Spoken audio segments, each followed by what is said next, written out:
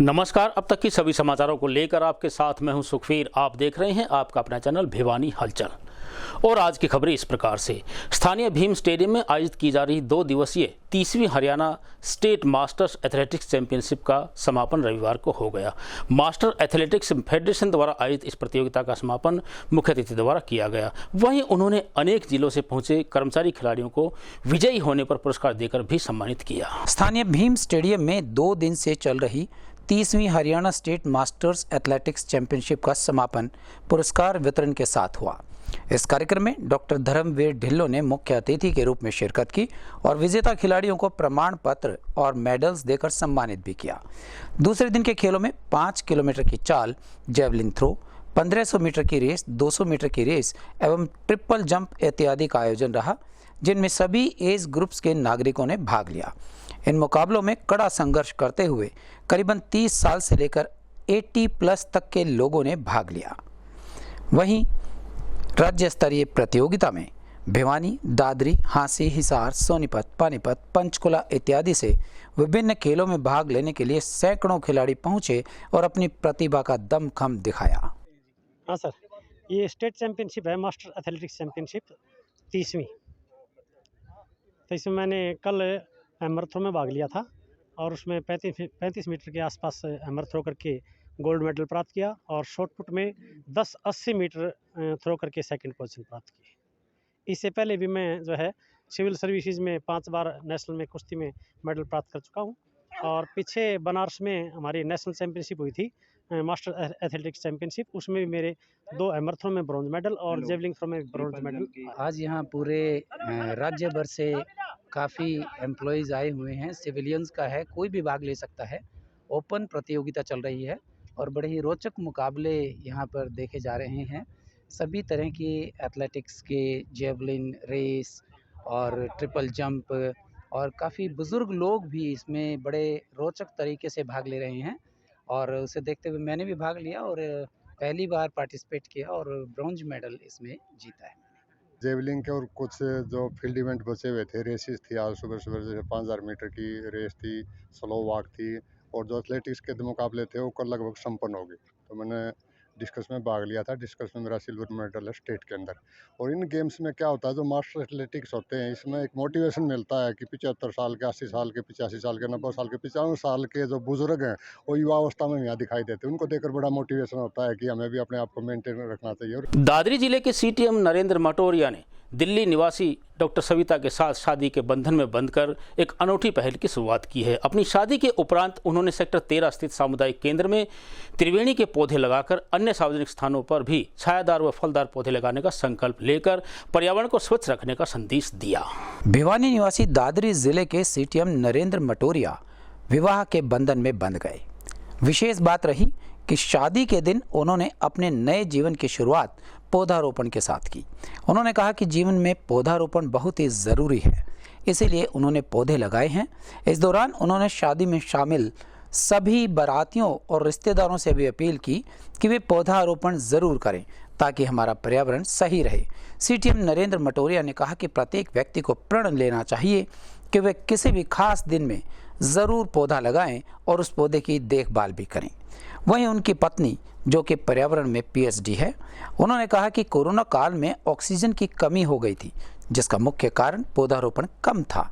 अगर हमारे आसपास अधिक और अधिक पौधे होंगे और जंगल भी होंगे तो जनजीवन अच्छा होगा और सभी लोग स्वस्थ रहेंगे।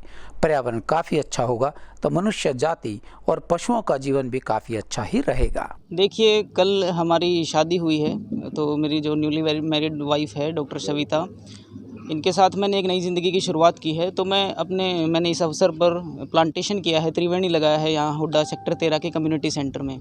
तो मैं लोगों से यही अपील करता हूँ और एक मैसेज देना चाहता हूँ पॉजिटिवली कि आप सब अपना सोसाइटी में कंट्रीब्यूशन समझें और एनवायरनमेंट जो डे बाय डे डिग्रेड हो रहा है, it is our moral responsibility and as well as social obligation to restore the ecological balance.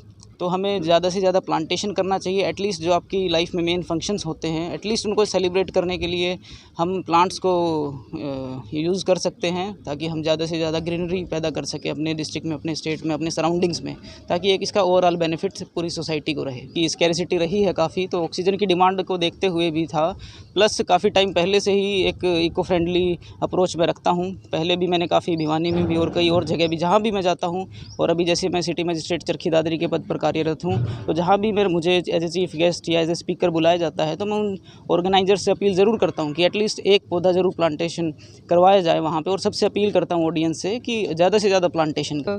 मेरा यही एक मैसेज कन्वे रहेगा कि अगर we have to start our newly married life, so we have to plant more and more trees throughout the life, just because of that कि ज़्यादा से ज़्यादा प्लांटेशन करेंगे उतना ही जो है global warming and climate changes and scarcity, water scarcity से ऐसे इश्यूज़ को जो है वो डिग्रेड कर सकते हैं और इन्वायरमेंट को सस्टेन कर सकते हैं। सो हर कोई अगर इसी इनिशिएटिव को लेकर चलेगा, तो हर छोटी छोटी चीज़ों पे, छोटे छोटे फंक्शंस पे अगर ऐसी चीज़ें ऑर्गेनाइज़ करते हैं, तो हमें थ्रू आउट द लाइफ जो है वो बेनिफिट्स प्रोवाइड होंगे। सबसे पहले तो मैं नरेंद्र जी को, सीटीएम दादरी जी को शादी की बहुत बहुत बधाइयाँ देना चाहूँगा। परमात्मा करे उनका वैवाहिक जीवन बहुत ही सुखमय हो और आगे तक बहुत सुखी उनके भविष्य में आए। जो हमने पौधे लगाए हैं, पौधों के बारे में हम बाराती भी हैं, जैसे आपने बताया, तो मेरी इच्छा है कि सभी बाराती और सभी सुनने वाले, सभी जो नागरिक हैं, सभी एक एक पौधा ज़रूर लगाएं। पर्यावरण को स्वच्छ रखने का प्रयास करें। पर्यावरण जितना भी स्वच्छ होगा, जितना साफ होगा, हमारे को शुद्ध हवा उतनी ही ज़्यादा मिलेगी। रविवार को सेक्टर 13 स्थित डीआरपी भिवानी पब्लिक स्कूल में प्रथम वार्षिक उत्सव का आयोजन धूमधाम से किया गया। इस अवसर पर डॉक्टर वंदना पूनिया ने बतौर मुख्य अतिथि शिरकत की। कार्यक्रम की अध्यक्षता स्कूल डायरेक्टर श्रीमती आशा पाहुजा ने की। इस अवसर पर शहर के फुल्ली एसी व आकर्षक स्कूल के होनहार बच्चों के द्वारा अनेक सांस्कृतिक कार्यक्रम प्रस्तुत किए गए। आपको बता दें कि कार्यक्रम की मुख्य अतिथि माननीय डॉक्टर वंदना पूनिया रही। विद्यालय निदेशिका आशा पाहुजा सहित जुनून समारोह का आगाज डॉक्टर कर्ण पूनिया, विशिष्ट अतिथि डॉक्टर प्रमिला दहिया सुहाग, डॉक्टर छवि चुग व अधिवक्ता कोमल वत्स द्वारा मां शारदे के समक्ष दीप प्रज्वलित करके किया गया। बच्चों ने स्वागत नृत्य से उपस्थित अतिथियों का स्वागत कर वातावरण को भावपूर्ण कर दिया। एक लघु फिल्म के माध्यम से विद्यालय संस्थापक श्री D.R. पाहुजा को श्रद्धांजलि अर्पित कर उनकी उपस्थिति की अनुभूति भी करवाई गई। तत्पश्चात बाल कलाकारों द्वारा अनेक तरह के सांस्कृतिक कार्यक्रमों की प्रस्तुति दी गई। कार्यक्रम के मध्य मुख्य अध्यापिका नमिता मोहपात्रा द्वारा विद्यालय में हुई गतिविधियों, अन्य कार्यकलापों व आने वाले सत्र के कार्यों की जानकारी भी दी गई। विद्यालय निदेशिका आशा पाहुजा ने विद्यालय शिक्षा को बच्चों के सर्वांगीण विकास और संस्कार निर्माण के लक्ष्य बताते हुए उस पर निरंतर अडिग रहने की बात कही। Director DRP Bhiwani public school से आज एक संदेश देना चाहूँगी कि जिस जुनून को लेकर मैंने इस स्कूल की स्थापना की, एक चुनौती थी मेरे सामने, एक संघर्ष था, लेकिन उन सब चुनौतियों को पार करती हुई, संघर्षों को पार करती हुई आज मैं उस मुकाम पे पहुंची हूं कि मैंने इस स्कूल की स्थापना करी। और आज यहाँ अध्ययनरत बच्चे अपना फर्स्ट एनुअल फंक्शन मना रहे हैं। मैं हर एक बच्चे से, हर एक पेरेंट्स से यही चाहूँगी कि बच्चों की हर तरह से हम ध्यान रखेंगे, हर परवरिश उनकी पूरी तरह से होगी। और यही मेरी एक इच्छा है कि Bhiwani public school, DRP Bhiwani public school का हर बच्चा अपनी उन ऊंचाइयों को छुए जिस जुनून के लिए मेरी ज़िंदगी का हर दिन, हर मिनट, हर समय उनके काम आए। मेरी ये शुभकामनाएं आप सभी। तोशाम के निकट बादलवाला गांव में स्थित पानी की डिग्गी में एक बच्चे के डूबने के कारण मृत्यु होने का मामला सामने आया है। वहीं उसके परिजनों ने बताया कि 12 वर्षीय बच्चा जब पानी पीने के लिए वाटर वर्क्स परिसर में गया तो अचानक उसका पैर फिसल गया। वहीं परिजनों के बयान के आधार पर मामला दर्ज करके पुलिस ने पोस्टमार्टम करवाकर शव को परिजनों के हवाले कर दिया। भिवानी के तोशाम में स्थित बादलवाला गाँव में एक बच्चा शाम को बकरी चराने के लिए अपने खेत में गया हुआ था, जिसकी उम्र करीबन 12 साल की थी। वह खेत के निकट वाटर वर्क्स में पानी पीने के लिए गया, जहां उसका पैर फिसल गया और बच्चा वाटर वर्क्स में डूब गया। उसे निकालकर नज़दीक के हॉस्पिटल ले जाया गया, जहां चिकित्सकों ने उसे मृत घोषित कर दिया। इस मामले में तोशाम पुलिस बच्चे का शव लेकर भिवानी पहुंची। परिजनों के बयान के आधार पर 174 CRPC की धारा के तहत मामला दर्ज कर शव परिजनों को सौंप दिया गया। वहीं परिजनों ने सरकार से अपील की है कि सरकार पानी की डिग्गी के चारों तरफ चारदीवारी करवाए और एक चौकीदार की व्यवस्था भी करे, ताकि भविष्य में इस प्रकार की कोई घटना न हो। मेरा नाम राकेश कुमार है, गांव बादलवाड़ा से हूँ। और कल हमारा लड़का बकरी चराने के लिए गया था, तो डिग्गी में पानी पीने के लिए गया था, तो वहाँ पर पैर फिसल गया और उसमें गिर के उसकी डेथ हो गई। तो प्रशासन से हमारी मांग ये है जी, ना तो वहाँ पर चारदीवारी, ना कोई चौकीदार रहता, कोई नहीं रहता जी। हम ये चाहवा जी ये घटना आगे नहीं हो, और प्रशासन से गुहार लगा रहे हैं कि भाई वहाँ कोई न कोई चौकीदार सुरक्षा बढ़िया बनाई जाए, ठीक, आगे ये घटना ना हो। हमारा लड़का तो गया है जी, ठीक है, प्रशासन से ये अरदास कर रहे हैं जी। रविवार को दादरी गेट स्थित महामती प्राणनाथ स्कूल ने अपना वार्षिक उत्सव धूमधाम से मनाया। इस अवसर पर समाज सेवी विनोद चावला ने बतौर मुख्य अतिथि शिरकत की। वहीं वार्षिक उत्सव के दौरान बच्चों के द्वारा प्रस्तुत किए गए अनेक रंगारंग सांस्कृतिक कार्यक्रमों ने उपस्थित अभिभावकों को झूमने पर मजबूर कर दिया। स्वामी श्री राधिका दास जी महाराज एवं स्वामी सदानंद महाराज जी की तपस्थली श्री कृष्ण प्रणामी आश्रम के प्रांगण में संचालित महामती प्राणनाथ उच्च विद्यालय में वार्षिकोत्सव कार्यक्रम का आयोजन किया गया। इस कार्यक्रम में मुख्य अतिथि के रूप में विनोद चावला पहुंचे। वहीं नन्हे मुन्ने बच्चों ने अपना रंगारंग कार्यक्रम दिखाया और साथ ही बच्चों को सम्मानित भी किया गया। बच्चों ने स्वागत नृत्य से उपस्थित अतिथियों का स्वागत कर वातावरण को भाव भयपूर्ण कर दिया। मुख्य अतिथि ने अपने उद्बोधन में विद्यालय के अनुशासन और सुंदरता की भूरी भूरी प्रशंसा करते हुए कहा कि यदि हम नन्हे मुन्ने बच्चों से बचपन से ही गुणों का आदान प्रदान शुरू कर दें तो युवा अवस्था तक ये परिपक्व हो जाएंगे और कोई भी बाधा इन्हें विचलित नहीं कर पाएगी। वहीं इस कार्यक्रम में स्वामी मुकुंद शारदा जी, राम कुमार गोयल, हनुमान तायल, सुरेश केडिया, अशोक तायल, सीताराम सराफ, पवन बंसल, डॉक्टर मुरलीधर शास्त्री, दिलीप मिश्रा जी, कमलेश चौधरी और रमेश शर्मा इत्यादि उपस्थित रहे। अगला सेशन शुरू हो रहा है महामती प्राणनाथ विद्या निकेतन की तरफ से। आज जो ये कार्यक्रम है बड़ा ही भव्य और बच्चों ने अच्छा कार्यक्रम प्रस्तुत किया है। ख़ास तौर पे इस कार्यक्रम की मेहनत जो है प्रिंसिपल कमलेश कुमारी जो हैं हमारे यहाँ के जो प्रिंसिपल हैं, बड़ी मेहनत के साथ इन्होंने बच्चों के कमलेश कुमार जी ने पूरे साल में जिस प्रकार से बच्चों के ऊपर मेहनत करी तो बड़ी वो उसके लिए साधुवाद है उनके लिए। और जो अगले सेशन के लिए बच्चे जो आ रहे हैं जिन्होंने प्रथम, सेकंड और थर्ड जो प्राइज़ लिए हैं उनको भी अगले साल के भविष्य के लिए मंगल कामना करते हुए आगे बढ़ने के लिए साधुवाद।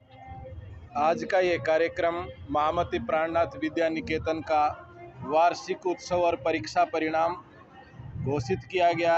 ये जो विद्यालय है ब्रह्मलीन परमहंस कर्मठ संत राधिका दास जी महाराज के द्वारा त्याग तपस्या और आसपास में जो पिछड़ा इलाका अति गरीब विद्यार्थियों के लिए स्वामी सदानंद जी महाराज की प्रेरणा से ये संचालित है।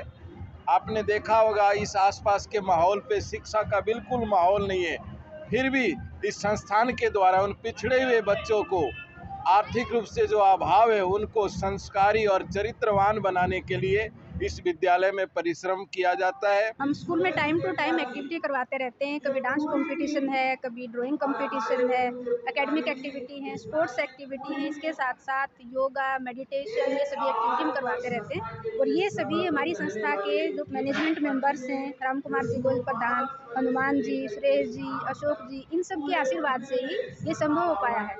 इसके साथ साथ हमारा स्टाफ है, हमारे जो स्टाफ सदस्य हैं वो भी काफ़ी मेहनती हैं, वो काफ़ी मेहनत करते हैं और टाइम टू टाइम हम बच्चों को मोटिवेशनल बातें बताते हैं, उनको हम बच्चों की ऑल राउंड डेवलपमेंट की तरफ ध्यान देते हैं। बीती शाम डाडम क्षेत्र निवासी कैलाश ने जमीनी विवाद से परेशान होकर आत्महत्या करते हुए अपनी जीवन लीला समाप्त कर ली। वहीं मृतक के पुत्र ने बताया कि धोखे से उनके प्लाट की रजिस्ट्री अन्य व्यक्ति के नाम करवा दी गई है, जिसके कारण उनके पिता ने यह कदम उठाया है। वहीं पुलिस ने भी मामला दर्ज करके अपनी जाँच आरम्भ कर दी है। तो शाम के डाडम में एक व्यक्ति ने जमीनी विवाद में परेशान होकर आत्महत्या कर ली। प्राप्त जानकारी के अनुसार कैलाश पुत्र राम नारायण तो शाम के डाडम पहाड़ में किराने की दुकान चलाता था। रात्रि के समय उसने सुसाइड कर लिया। परिजनों ने उसकी जेब से सुसाइड नोट निकाला जिसमें गांव के ही एक व्यक्ति पर जमीनी देनदारी को लेकर परेशान करने के मामले में कैलाश ने अपनी जीवन लीला को समाप्त कर लिया। लोगों ने बताया कि उनके भाई सीताराम की मृत्यु लगभग 20 वर्ष पहले हो चुकी थी।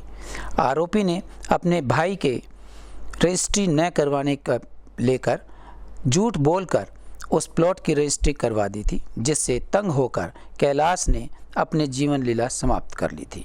इस मामले में तोशाम पुलिस ने एक व्यक्ति के खिलाफ मामला दर्ज कर अपनी आगामी कार्यवाही शुरू कर दी है।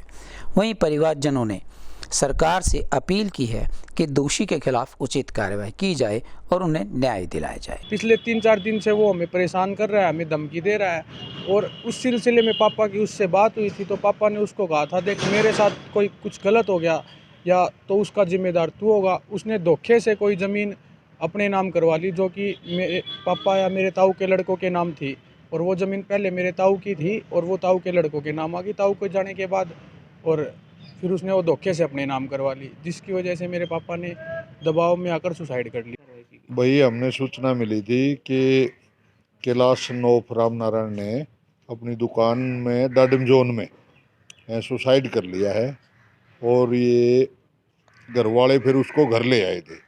उनके हार्ट अटैक का चक्कर था, वह हार्ट अटैक वगैरह हो गया हो, लेकिन जब घर आने के बाद देखा उसकी जेब में तो सुसाइड नोट था।